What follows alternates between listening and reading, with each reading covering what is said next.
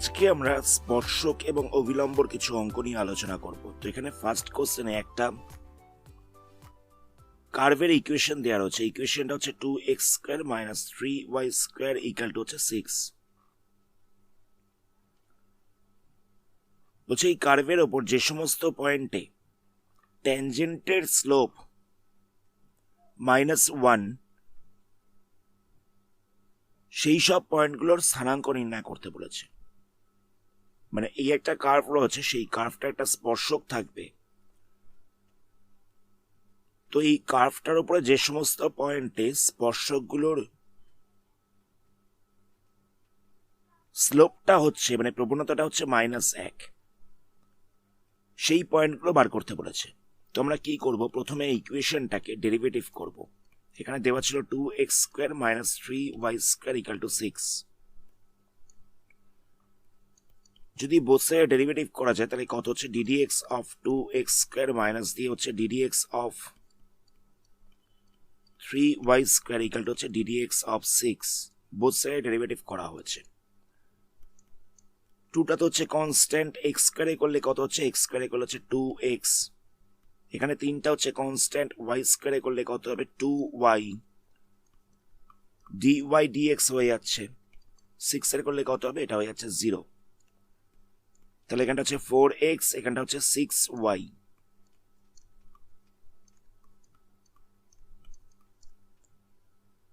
এখান থেকে আমাদের dy dx এর ভ্যালুটা বার করতে হবে।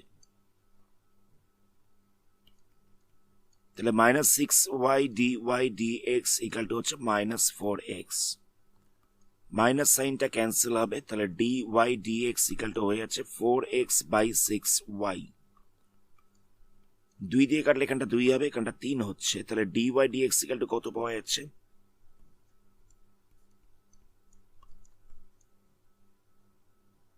2x/3y। তো আমরা ধরে নিচ্ছি HK বিন্দুতে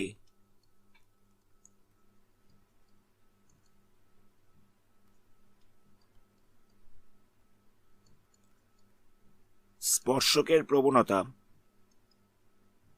-1, এটা আমরা ধরে নিলাম। HK পয়েন্টে স্পর্শকের প্রবণতা হচ্ছে -1। তো আমরা কি করব, dy dx at HK কত হবে সেটা বার করব। মানে আমরা এখানে x এর জায়গায় h বসাবো আর y এর জায়গায় k বসাবো। তাহলে কত হচ্ছে, 2h/3k হয়ে যাচ্ছে। এটা হচ্ছে প্রবণতাটা, dy dx at HK, এটা হচ্ছে স্পর্শকটার প্রবণতা। কথাটা বুঝতে পারলে? মানে আমরা কার্ভের ইকুয়েশনটার ডেরিভেটিভ করলাম, dy dxটা বার করলাম। তো আমরা ধরে নিয়েছি যে HK পয়েন্টে ট্যানজেন্টটা রয়েছে। তো dy dx at HK এটা হচ্ছে ট্যানজেন্টের স্লোপ।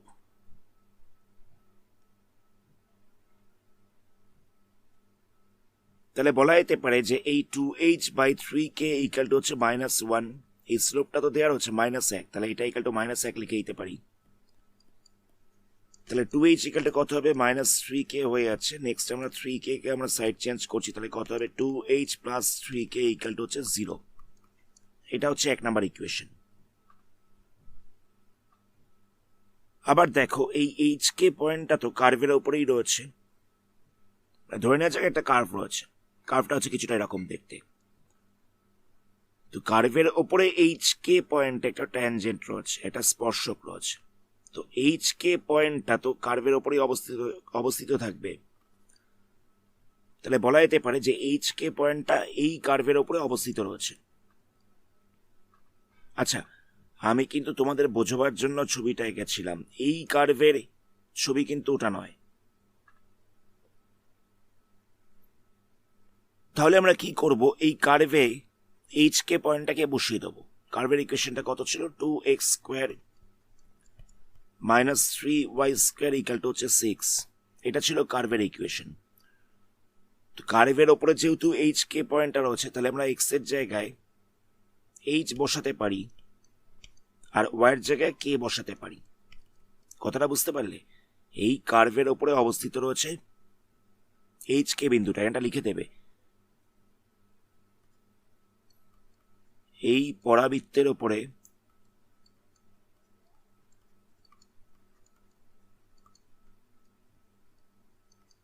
আছে এইচ কে বিন্দু, এই পরাবৃত্তটার উপরে আছে এইচ কে বিন্দু, তাই জন্য এইচ কে পয়েন্টটা এই কার্ভের ইকুয়েশনটাকে স্যাটিসফাই করবে। তাই জন্য এক্স এর জায়গায় এইচ বসানো হয়েছে, ওয়াই এর জায়গায় কে বসানো হয়েছে। তাহলে দেখো আমরা দুখানা ইকুয়েশন পাচ্ছি। একটা ইকুয়েশন হচ্ছে 2h plus 3k equal to 0, একটা ইকুয়েশন হচ্ছে 2h plus 3k equal to 0, আরেকটা ইকুয়েশন হচ্ছে এটা। তো এখান থেকে সলভ করে আমাদের এইচ আর কে এর ভ্যালুটাকে বার করতে হবে। তো আমরা কি করব? আমরা 1 নাম্বার ইকুয়েশনটা থেকে এইচ বার করে নিচ্ছি। এইচ কত হবে? 3kটাকে যদি সাইড চেঞ্জ করা যায় তাহলে -3k হয়ে যাচ্ছে, 2টার পাশে মাল্টিপ্লাই ছিল, সাইড চেঞ্জ করাতে ডিভাইড হয়ে যাচ্ছে, এটা হচ্ছে এইচ।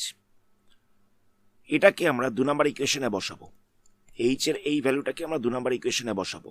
2 নাম্বার ইকুয়েশনে কত ছিল? 2h² ছিল, h² এর জায়গায় বসে যাবে -3k/2 হোল স্কয়ার। কথাটা বুঝতে পারলে? আমরা 1 নাম্বার ইকুয়েশনটা থেকে এইচটাকে বার করলাম, এইচ এর এই ভ্যালুটাকে আমরা 2 নাম্বার ইকুয়েশনে এইচ এর জায়গায় বসিয়ে দিয়েছি। এখান থেকে সলভ করে আমরা কেটা পেয়ে যাব। কত হচ্ছে? এখানটা হচ্ছে 2 × 9k²/4 -3k² ইকুয়াল টু হচ্ছে 6। 2 দিয়ে কাটলে এখানটা 2 হচ্ছে, তাহলে কত পাওয়া যাচ্ছে? 9k²/2 -3k² ইকুয়াল টু হচ্ছে 6। তো এটাকে যদি এলসিএম করে মাইনাস করা যায় তাহলে এখানটা হচ্ছে 2, এখানটা হচ্ছে 9k², এখানটা হচ্ছে 6k² ইকুয়াল টু হচ্ছে 6। তাহলে পাওয়া যাচ্ছে 3k²/2 ইকুয়াল টু 6।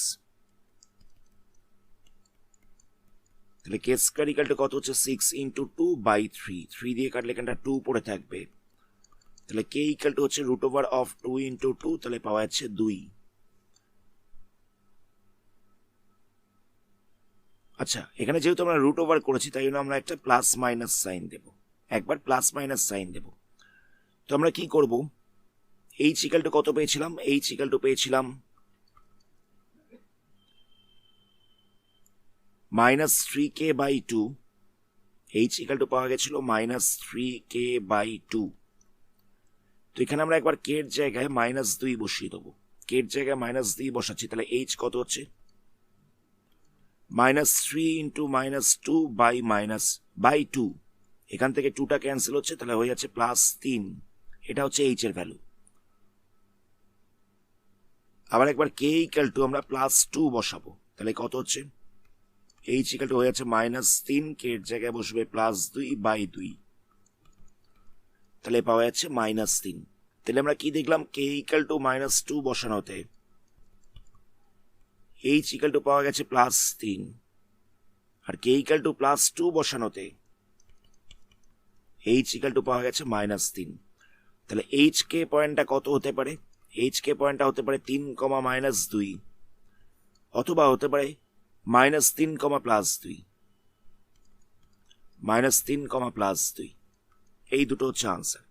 একটা হচ্ছে -3, +2, একটা হচ্ছে +3, -2। আমি কি করলাম? পুরো প্রসেসটাকে একবার রিপিট করছি। প্রথমে আমরা যে ইকুয়েশনটা দেওয়া ছিল তার ডেরিভেটিভ করেছি, সেখান থেকে আমরা dy/dxটা পেয়ে গেছি। তো আমরা ধরে নিলাম যে এই কার্ভের ওপরে এইচ কে পয়েন্টে ট্যানজেন্টটা রয়েছে। তো আমরা কি করলাম? dy/dx at hk কত হচ্ছে সেটা বার করছি, মানে x এর জায়গায় h বসিয়েছি, y এর জায়গায় k বসিয়েছি। এই dy/dx at hk এটা হয়ে যাবে ট্যানজেন্টার স্লোপ, এটা হয়ে যাচ্ছে ট্যানজেন্টার স্লোপ। আবার মানে কোশ্চেনে দেওয়া ছিল ট্যানজেন্টের স্লোপ হচ্ছে -1, তাহলে বলা যেতে পারে এটা ইকুয়াল টু হয়ে যাচ্ছে -1। তো এখান থেকে সলভ করে আমরা একটা ইকুয়েশন পেয়ে গেলাম। আবার দেখো এইচ কে পয়েন্টে স্পর্শকটা ছিল, তো এইচ কে পয়েন্টটা তো কার্ভের উপরে অবস্থিত হবে, তো সেটাই লেখা হচ্ছে এই পরাবৃত্তের উপরে অবস্থিত রয়েছে এইচ কে পয়েন্টটা। তো এইচ কে পয়েন্টটা যেহেতু কার্ভের উপরে অবস্থিত, তাহলে বলা যেতে পারে এইচ কে পয়েন্টটা কার্ভের ইকুয়েশনটাকে স্যাটিসফাই করবে। তো তাই জন্য আমরা এক্স এর জায়গায় এইচ বসিয়েছি আর ওয়াই এর জায়গায় কে বসিয়েছি। এইচ কে পয়েন্টটা যেহেতু কার্ভের উপরে অবস্থিত রয়েছে, তাই জন্য কার্ভের ইকুয়েশনে এক্স এর জায়গায় এইচ বসিয়েছি, ওয়াই এর জায়গায় কে বসিয়েছি। এখান থেকে আমরা 2 নম্বর ইকুয়েশনটা পেয়ে যাচ্ছি। তো আমরা 1 নম্বর ইকুয়েশন থেকে, 1 নম্বর যে ইকুয়েশনটা ছিল সেখান থেকে আমরা এইচ এর ভ্যালু বার করেছি। এইচ ইকুয়াল টু পাওয়া গেছে -3k/2। এইচ এর এই ভ্যালুটাকে 2 নম্বর ইকুয়েশনে এইচ এর জায়গায় বসিয়ে দেওয়া হচ্ছে। এইচ এর যে ভ্যালুটা পেলাম সেটাকে 2 নম্বর ইকুয়েশনে এইচ এর জায়গায় বসিয়ে দেওয়া হচ্ছে। সেখান থেকে সলভ করে আমরা কে এর দুখানা ভ্যালু পাচ্ছি, একটা হচ্ছে +2, একটা হচ্ছে -2। এবার দেখো আমরা 1 নম্বর ইকুয়েশন থেকে এইচ পেয়েছিলাম এটা, 1 নম্বর ইকুয়েশন থেকে এইচ পেয়েছিলাম এটা। তো এখানে আমরা একবার কে এর জায়গায় -2 বসাবো, তাহলে এইচ ইকুয়াল টু পাচ্ছি +3। আরেকবার কে এর জায়গায় +2 বসাবো, তাহলে এইচ ইকুয়াল টু পাচ্ছি -3। তাহলে পয়েন্টগুলো হতে পারে এটা অথবা এটা।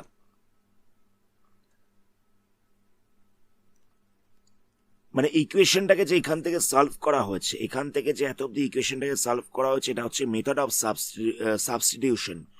মেথড অফ সাবস্টিটিউশন অ্যাপ্লাই করে সলভ করা হচ্ছে। এটা তোমরা ক্লাস 9-এ শিখেছিলে। নেক্সট কোশ্চেন দেখা যাক। নেক্সট কোশ্চেনটা হচ্ছে একই রকম, এখানে একটা কার্ভের ইকুয়েশন দেওয়া রয়েছে। বলছে যে সমস্ত পয়েন্টে ট্যানজেন্টের স্লোপটা হবে 1, সেই পয়েন্টগুলোর স্থানাঙ্ক নির্ণয় করতে বলা হয়েছে। তো এখানে কত দেওয়া রয়েছে? x³ - x² - 2x + y - 4 = 0। তো আমরা বোথ সাইডে ডেরিভেটিভ করছি, তাহলে কত হবে? 3x² 2x - 2 + dy dx - 0 = 0। এটা ডেরিভেটিভ করলে হচ্ছে 3x², এটা করলে হচ্ছে 2x, এটা করলে হচ্ছে শুধুমাত্র 2x এর করলে তো 1 হয়ে যাবে। এখান থেকে হচ্ছে dy dx 4 এর করলে হচ্ছে 0। তাহলে dy dx = কত হবে? 3x²টাকে সাইড চেঞ্জ করছি। আচ্ছা, এগুলো সবকটাকে আমরা সাইড চেঞ্জ করছি। 2x-টাকে সাইড চেঞ্জ করলে প্লাস হয়ে যাবে, 3x²টাকে সাইড চেঞ্জ করলে মাইনাস হয়ে যাবে, আর 2টাকে সাইড চেঞ্জ করলে প্লাস হয়ে যাবে। শুধুমাত্র এটা মাইনাস হবে, বাকিগুলো প্লাস হয়ে যাচ্ছে। তো আমরা ধরে নিচ্ছি যে এইচ কে এই পয়েন্টে ট্যানজেন্টটা রয়েছে, তাহলে আমাদের dy dx at h কে বার করতে হবে। dy dx at h কে কত হবে? x এর জায়গায় আমরা h বসাবো, y এর জায়গায় k বসাবো। তো এখানে y নেই, শুধুমাত্র x রয়েছে, তাহলে এখানটা বসবে 2h - 3h²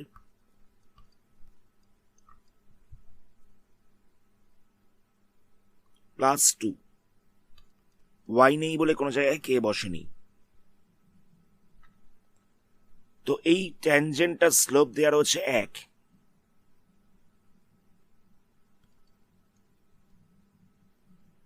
ট্যানজেন্টটার স্লোপ দেওয়া রয়েছে 1, তাহলে বলা যেতে পারে যে এটা ইকুয়াল টু হয়ে যাচ্ছে 1। কথাটা বুঝতে পারলে? ট্যানজেন্টটার স্লোপটা কত হবে? dy dx at h কে, এটাই হচ্ছে ট্যানজেন্টের স্লোপ। তো এই স্লোপটা ইকুয়াল টু দেওয়া হচ্ছে 1। এখান থেকে সলভ করে আমাদের h এর ভ্যালুটা বার করতে হবে। এখানটা ছিল 2h - 3h² + 2 = হচ্ছে 1। 1টাকে সাইড চেঞ্জ করছি, তাহলে -1 = 0 হয়ে যাবে। সাজিয়ে লিখছি, তাহলে কত হবে? -3h² + 2h, এই দুটোকে মাইনাস করলে হয়ে যাবে +1 = 0। তো নেক্সট আমরা মাইনাস সাইনটাকে কমন নেব, তাহলে হয়ে যাবে 3h² - 2h - 1 = 0। মাইনাস সাইনটাকে কমন নিয়ে এই পাশে পাঠিয়ে দেওয়া হচ্ছে। নেক্সট আমরা মিডল টার্ম ফ্যাক্টর করব। মিডল টার্ম ফ্যাক্টর করলে কত হবে? এখানটা করছি 3 - 1, এখানটা h - 1 = 0। 3h² - 3h + h - 1 = 0। তো প্রথম দুটো থেকে আমরা 3h কমন নিতে পারবো, তাহলে হচ্ছে h - 1। পরেরটা থেকে 1 কমন নিতে পারবো, তাহলে হচ্ছে h - 1। তাহলে h - 1টাই কমন নেওয়া যাচ্ছে, এখানটা হচ্ছে 3h + 1 = হয়ে যাচ্ছে 0। তাহলে আমরা পেলাম যে h - 1 into 3h plus 1 equal to হচ্ছে 0। তো আমরা একবার h মাইনাস 1 ইকাল টু 0 ধরবো, তাহলে h ইকাল টু হয়ে যাচ্ছে 1। আরেকবার 3h প্লাস 1 ইকাল টু 0 ধরবো, তাহলে h ইকাল টু হয়ে যাচ্ছে -1/3। এবার দেখো এইচটা তো আমরা পেয়ে গেছি, আমাদের কেটা বার করতে হবে। কিন্তু কেটা কি করে বার করব? দেখো এইচ কে পয়েন্টে ট্যানজেন্ট রয়েছে, তাহলে এইচ কে পয়েন্টটা তো এই কার্ভের ওপরে থাকবে। এইচ কে পয়েন্টটা তো এই কার্ভের ওপরে থাকবে। কার্ভের ইকুয়েশন কত ছিল? কার্ভের ইকুয়েশন ছিল x³ -x² - 2x plus y -x² - 2x plus y plus 4 -4 equal to 0। এটা ছিল কার্ভের ইকুয়েশন। তো এই কার্ভের ওপরে এইচ কে পয়েন্টটা অবস্থিত রয়েছে, তাহলে বলা যেতে পারে এইচ কে বিন্দুটা এই ইকুয়েশনটাকে স্যাটিসফাই করবে। একটা কার্ভ রয়েছে, তার উপরে এইচ কে পয়েন্টে একটা স্পর্শক রয়েছে, ট্যানজেন্ট রয়েছে, তাহলে এইচ কে পয়েন্টটা তো কার্ভের ওপরেও রয়েছে, তাই জন্য এইচ কে পয়েন্টটা কার্ভের ইকুয়েশনটাকে স্যাটিসফাই করবে। তাহলে আমরা এখানে এইচ বসিয়ে দিচ্ছি এক্স এর জায়গায়, আর কে বসিয়ে দেবো ওয়াই এর জায়গায়।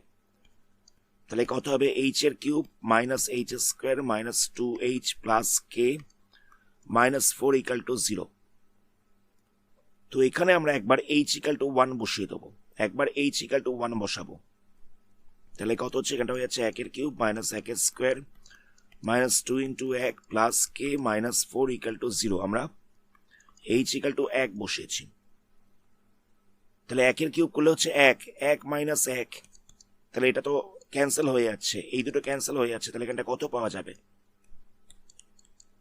-2 প্লাস কে -4 ইকাল টু 0 হয়ে যাচ্ছে, তাহলে কে ইকাল টু হয়ে যাবে 6। তাহলে আমরা দেখতে পাচ্ছি যে এইচটা 1 হলে কেটা 6 হচ্ছে, তাহলে পয়েন্টটা হয়ে যাচ্ছে 1,6। আবার একবার আমরা এইচ এর জায়গায় -1/3 বসাবো। কোথায় বসাবো? না এই ইকুয়েশনটাতে বসাবো। এখানে তাহলে ছিল h³ -h² -2h plus k -4 -2h plus k -4 equal to 0 ছিল। তো এখানে আমরা একবার h ইকাল টু -1/3 বসিয়ে দেবো, তাহলে কত হচ্ছে? -1/3 whole cube -1/3 whole square -2 into -1/3 plus k -4 equal to হচ্ছে 0। তাহলে এখানটা হয়ে যাচ্ছে -1/27 -1/9 plus 2/3 plus k -4 equal to 0। তাহলে কে ইকাল টু কত পাওয়া যাচ্ছে? 1/27 প্লাস হয়ে যাবে 1/9 প্লাস হবে 2/3 মাইনাস হবে 4টাও প্লাস হবে। তো এটাকে এলসিএম করলে হচ্ছে 27, এখানটা হচ্ছে 1 প্লাস 3, এখানটা হচ্ছে -18, এখানটা হচ্ছে 108। যেরকম ভাবে ফ্র্যাকশনে প্লাস মাইনাস করে ঠিক সেরকম ভাবেই করা হচ্ছে। তাহলে হচ্ছে 94/27। তাহলে আমরা দেখতে পাচ্ছি যে h ইকাল টু -1/3 হলে কে ইকাল টু হয়ে যাচ্ছে 94/27। তাহলে আরেকটা পয়েন্ট পাওয়া যাচ্ছে -1/3, 94/27। তাহলে আমরা দুটো পয়েন্ট পাচ্ছি, একটা হচ্ছে যে 1,6, আরেকটা পয়েন্ট পাচ্ছি -1/3, 94/27। এই দুটো হচ্ছে আনসার। নেক্সট কোশ্চেনে একটা কার্ভের ইকুয়েশন দেওয়া রয়েছে, বলছে যে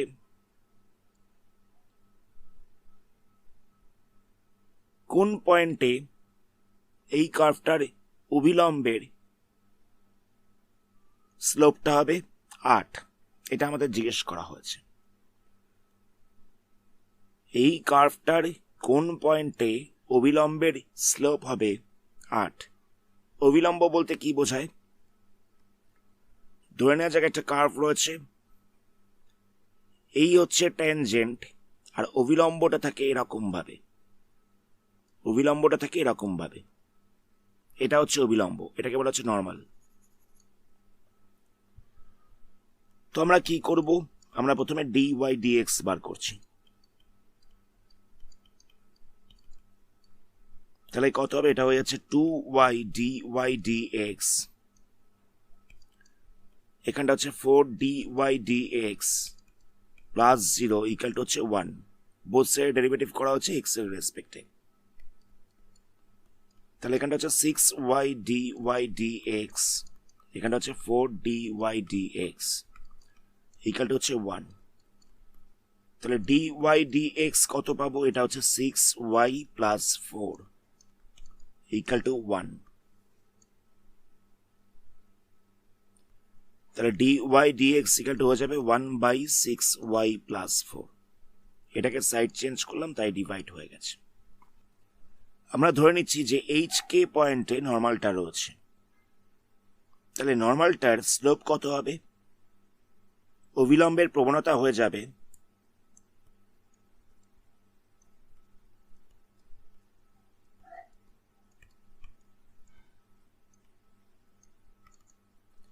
minus dx dy at HK। কথাটা বুঝতে পারলে?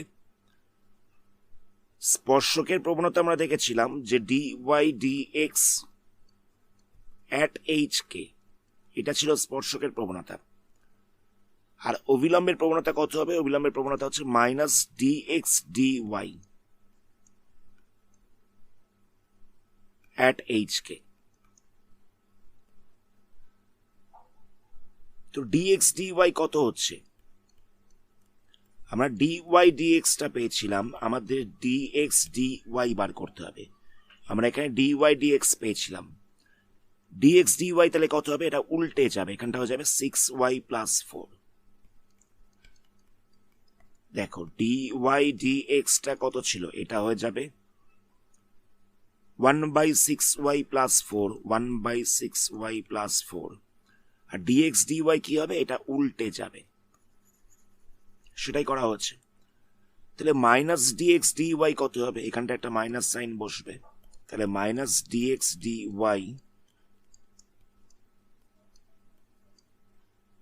at HK কত হবে?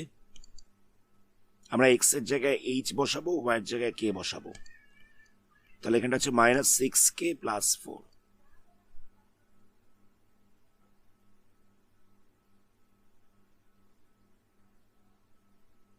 তো এই প্রবণতা ইকুয়াল টু দেওয়া হচ্ছে 8, এই স্লোপটা দেওয়া হচ্ছে 8। তাহলে এখান থেকে সলভ করে আমরা কে এর ভ্যালুটা বার করছি। তাহলে কত হবে? Minus 6k minus 4 equal to হচ্ছে 8। তাহলে পাওয়া যাবে minus 6k equal to minus 4টাকে সাইড চেঞ্জ করলে প্লাস হয়ে যাবে, তাহলে এখানটা হচ্ছে 12। তাহলে k ইকুয়াল টু হচ্ছে 12/-6, ক্যান্সেল করলে হচ্ছে -2। তাহলে আমরা k ইকুয়াল টু পেয়ে যাচ্ছি -2।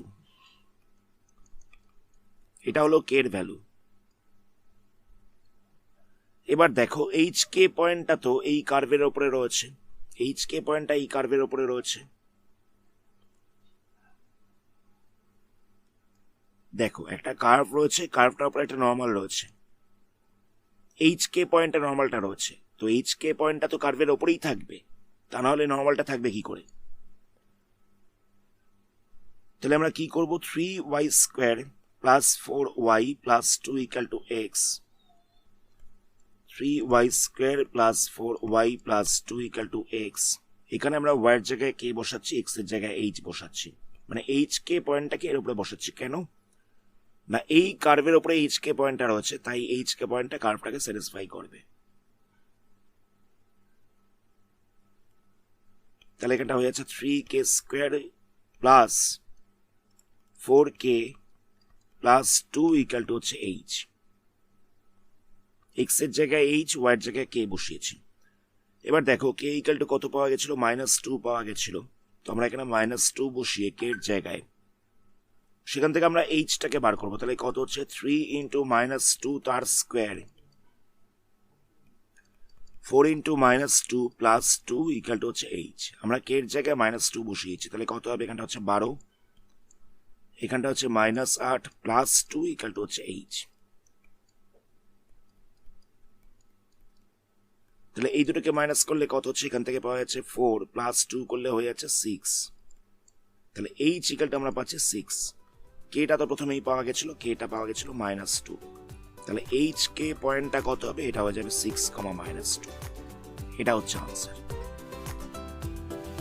আজকের ভিডিওটা আমরা এখানে স্টপ করছি। এর পরবর্তী পার্টে এই চ্যাপ্টারের বাকি সামসগুলোকে নিয়ে আলোচনা করা হবে। ধন্যবাদ।